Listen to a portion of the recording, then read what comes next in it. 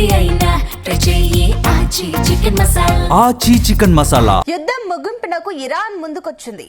యుద్ధం మిగుంపుటకు ప్రపంచం ముందు 3 షరతులు పెట్టింది. వాటికి అంగీకరిస్తే యుద్ధం ముగిస్తామని ఇరాన్ అధ్యక్షుడు మసౌద్ షజెష్కియాన్ ఎక్స్ లో పేర్కొన్నారు. మొదటి షరతు ఇరాన్ హక్కులను గుర్తించాలి.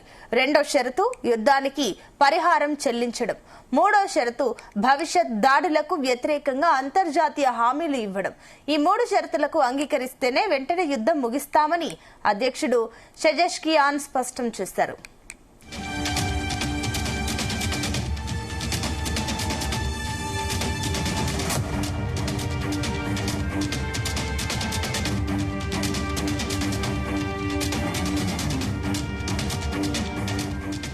గత నెల 28న ఇరాన్ అధ్యక్ష భవనంపై ఇజ్రాయెల్, అమెరికా సంయుక్తంగా దాడులు చేశాయి. ఈ ఘటనలో Iran supreme leader Ayatollah Ali Khamenei హతమయ్యారు. ఖమేనీతో సహా కుటుంబ సభ్యులు ప్రాణాలు కోల్పోయారు. అనంతరం ఇరాన్ ప్రతీకార దాడులకు దిగింది. ఇజ్రాయెల్, అమెరికా మద్దతు గల గల్ఫ్ దేశాలపై విరుచుకుపడింది. అంతేకాకుండా హర్ముజ్ జలసంధిని కూడా మూసేసింది. దీంతో ప్రపంచ దేశాలకు చమురు, గ్యాస్ సంక్షోభం తలెత్తింది. ఈ నేపథ్యంలో ఇరాన్ పై ప్రపంచ దేశాల నుంచి ఒత్తిడి పెరుగుతోంది. యుద్ధాన్ని ముగించాలని కోరుతున్నారు. ఈ నేపథ్యంలో ఇరాన్ 3 షరతులను విధించింది. ఇదే అంశానికి సంబంధించి మరిన్ని డీటెయిల్స్ మా కరెస్పాండెంట్ యాకేష్ అందిస్తారు. Yakesh. Sunitha, America, Israel Iran పై జరుగుతున్న దాడులకు ఇరాన్ యుద్ధం ముగించడానికి ముందుకొచ్చింది. ప్రస్తుతం యుద్ధం ముగించడానికి ఇరాన్ అధ్యక్షుడు మసూద్ పెజెష్కియాన్ 3 షరతులను కూడా విధించారు. ఇరాన్ చట్టబద్దమైన హక్కులను గుర్తించాలని, యుద్ధ నష్టపరిహారం చెల్లించాలని, భవిష్యత్తులో ఎలాంటి దురాక్రమణలు జరగవని అంతర్జాతీయ హామీలు ఇవ్వాలని ఆయన డిమాండ్ చేస్తున్నారు. ఆ నేపథ్యంలోనే 3 షరతులు ప్రధానంగా డిమాండ్ చేస్తున్నటువంటి పరిస్థితి కనిపిస్తోంది. భవిష్యత్తులో ఇలాంటి దురాక్రమణలకు జరగొద్దు అనేది ఆయన కోరుతున్నారు. ఆ ప్రాంతీయ శాంతి పట్ల ఇరాన్ తన నిబద్ధతను చాటుకుందని పెజెష్కియాన్ పేర్కొంటున్నారు.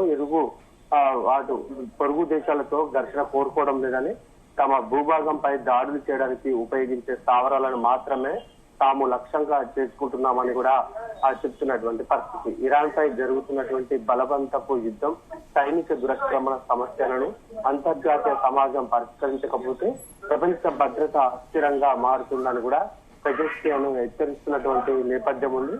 హార్ముజ్ జలసంధి గుండా కూడా నౌకలు వెళ్లడానికి అనుమతి కూడా తప్పనిసరని వారు కీలక వ్యాఖ్యలు చేశారు. హార్ముజ్ జలసమాధి గుండా ప్రయాణించాలనుకునే నౌక ఇరాన్ ఆమోదం పొందాలని Iran Islamic revolution guard corps naval force commander rear admiral Alireza Sansari ఇప్పటికే తెలిపారు. లేదంటే ఆ నౌక ఇరాన్ దాడులను లక్ష్యంగా మారవచ్చని కూడా చెప్తున్నటువంటి పరిస్థితి. ఇరాన్ హెచ్చరికలను పట్టించుకొని 2 నౌకలను అంటే నిన్న హర్ముజ్ జలసంధిలో లక్ష్యంగా చేసుకున్నట్టు కూడా ఆయన చెప్తున్నటువంటి పరిస్థితి. ఈ మేరకు ఎక్స్ లో కూడా ఒక పోస్ట్ ని విడుదల చేశారు. హార్ముజ్ జలసంధి గుండా నౌకలు సురక్షితంగా ప్రయాణించాలంటే ఇరాన్ అనుమతి ఉండాలని, ఈ విషయాన్ని ఎక్స్ ద్వారా రోము మయూరి నారి అనే నౌకా సిబ్బందిని కూడా అడగాలని చెప్తున్నారు. వారు ఎవరో ఇచ్చిన సమాచారం హామీలను నమ్మి మహా హెచ్చరికలను విస్మరించారని చెప్తున్నారు.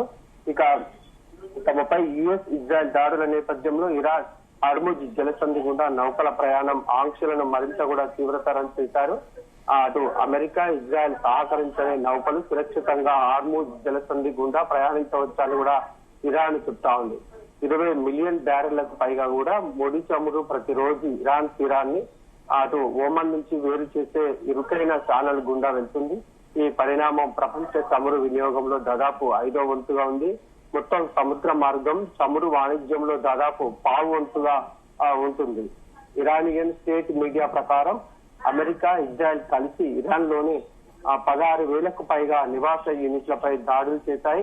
అలాగే 19,734 స్థానికేతర భవనాలపై కూడా దాడులు చేపట్టాయి. ఈ దాడులు జరిగిన వాటిలో 77 వైద్య కేంద్రాలు, 16 రెడ్ క్రాస్ సౌకర్యాలు కూడా ఉన్నట్లు తెలుస్తా ఉంది. శత్రు దేశాలపై ఇరాన్ క్షిపణుల దాడి, మరోవైపు శత్రు దేశాల్లోని పలు ప్రాంతాలపై నిర్ణయాత్మక దాడులు ప్రారంభించామని ఇస్లామిక్ రెవల్యూషన్ గార్డ్స్ ఇప్పటికే తెలిపింది. ఈ క్రమంలో ఖాదర్, ఎమాద్, ఖైబర్, షైఖాన్ పట్టా వంటి క్షిపణులను ప్రయోగించామని పేర్కొంటుంది.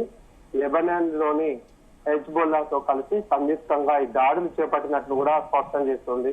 జియోనిస్టు అంటే ఇజ్రాయెల్ మీడియా వర్గాలు ధృవీకరించినట్లుగా గత 24 గంటల్లో ఇజ్రాయెల్ పై క్షిపణుల దాడులు కూడా గణనీయంగా పెరిగాయని చెప్తా ఉంది.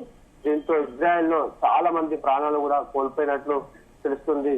ఇక ఇస్లామిక్ రెవల్యూషన్ గార్డ్స్ జోర్డాన్ లోని ఆల్ అబ్దుల్ సౌదీ అరేబియాలోని ఆల్ ఖాజ్ ప్రాంతంలో అమెరికా స్థావరాలపై కూడా విరుచుకుపడ్డాయి. ఇది అబద్దాలు ఆడినటువంటి అమెరికా కూడా ఉద్దేశించి ఇజ్రాయెల్ ప్రధానమంత్రి బెంజమిన్ నెతన్యాహు కూడా తీసుకొచ్చినటువంటి యుద్ధ ఫలితం అని కూడా పేర్కొంటోంది. మొత్తానికి 3 షరతులను కనుక అటు అమెరికా గాని ఇటు ఇజ్రాయెల్ ఒప్పుకుంటే మాత్రం తాము వాళ్ళ మీద దాడులు నిలిపివేస్తాము, అటు నౌక మార్గం కూడా సుభగంగా ఉంటుందని అటు ఇరాన్ అయితే చెప్తా ఉంది. దీనికి ట్రంప్ ఏ విధంగా స్పందిస్తాడు అనేది చూడాలి.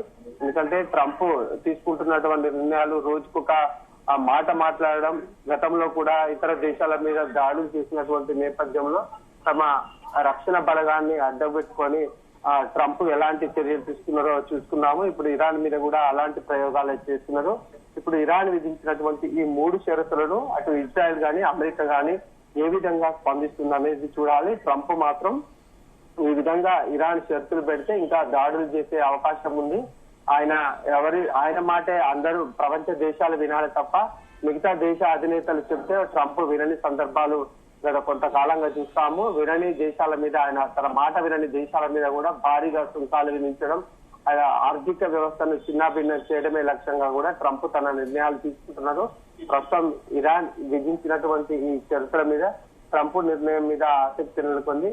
ఎలాంటి ఆయన ప్రకటన చేస్తారనేది కూడా కొంత చర్చనీయాంశంగా మారిందని చెప్పుకోవచ్చు. Right, thank you Yakesh.